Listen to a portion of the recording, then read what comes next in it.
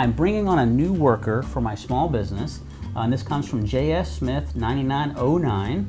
How do I know if the new worker I've brought into my business is an employee or an independent contractor? Which one is better? First key thing to keep in mind is whether or not your new worker, again, congratulations for creating a new job, because that's what we're called to do, so way to go on that. But the key point is it's not a matter of choice. Just because one may seem better than the other from a record-keeping standpoint, you either have an employee or an independent contractor. You can't just choose which one is easiest. And the key points are who controls the work product. You know, who tells the person what to do. If you tell them what time to be at work, what time they can leave work, maybe you tell them what to wear to work. You give them the tools they need. You provide the tools for them. You give them a computer, or you give them a hammer in the carpeting business. You tell them where to go, and you tell them how to do it. You kind of train your new worker. That is an employee.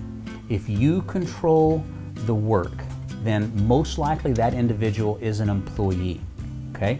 Now, the reverse. If all you really control is the end product, whether or not they did a good job, you don't tell them how to do it, where to do it, what tools to use, most likely you have an independent contractor. Independent contractors also usually have other clients beside you. That's another key indicator of an independent contractor. Now that can be difficult. The IRS, now I will go to another form here on the IRS website. The IRS will help you decide. If you're not sure, they'll help you determine exactly whether you have an independent contractor or an employee.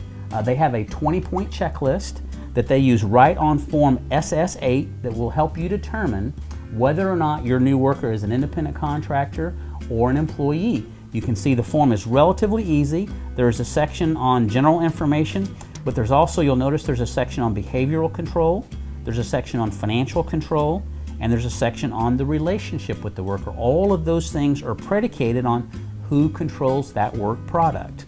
Okay? Now, you don't have to actually fill this form out and send it to the IRS if you don't want to, but it's a great idea if you're not sure whether you have an employee or an independent contractor. Go out to mahalodotcom, download Form SS8, and go through the questions that the IRS asks on the form. Now, by answering those questions for yourself, you'll probably get a good idea of whether or not you have an independent contractor or you have an employee. And it's very important. I'm so glad you sent this question in, because it's very important that you decide that on the front end. Because there's paperwork, there's reporting, there's withholding of taxes, not withholding of taxes, a bunch of different hoops to jump through depending on which one that you have. So it's a great idea that you're looking to decide that on the front end. So thanks for that question. That's a very good one.